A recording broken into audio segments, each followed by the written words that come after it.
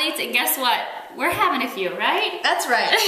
Because, you know, even us athletes, and even though we talk about all this good nutrition, we believe that in moderation, everything is good for you. Exactly. We're here to talk about alcohol a little bit. And alcohol, not the benefits. You know, we're not going to promote alcohol, you know. No. But what we did want to talk about is how it can be related to your diabetes, as well as diabetes and exercise, right? Exactly. So a lot of these events that you might go to, or you might have beer celebration served afterwards. Yeah, the Marine Corps Marathon at mile 21, they serve beer. Yeah, well, you know, in beer, as far as part of your regular training diet, can, you know, in moderation can fit.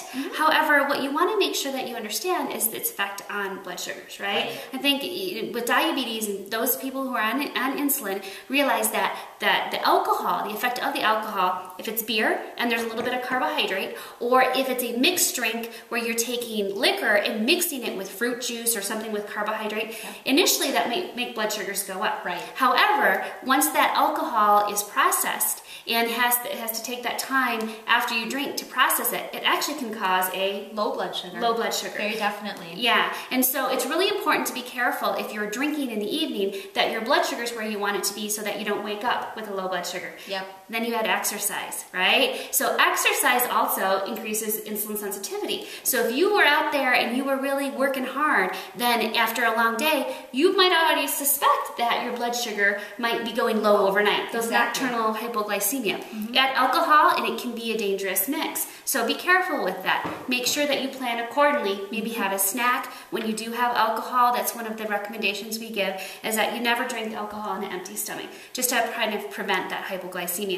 The other thing that you should know if you're doing that ultra endurance, right? Those long days when you come home and say, I deserve a glass of wine. I've been out there for 5 hours running or biking, right? Right, and so I deserve that glass of wine with my dinner. And sure, you might, but realize after that long exercise session, your glycogen stores are pretty depleted. So your liver's job in metabolizing that alcohol overnight is even further going to put you at risk of having a low blood sugar.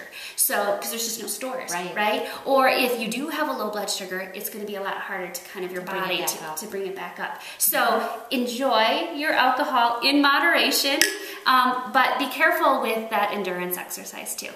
Cheers. Go wild.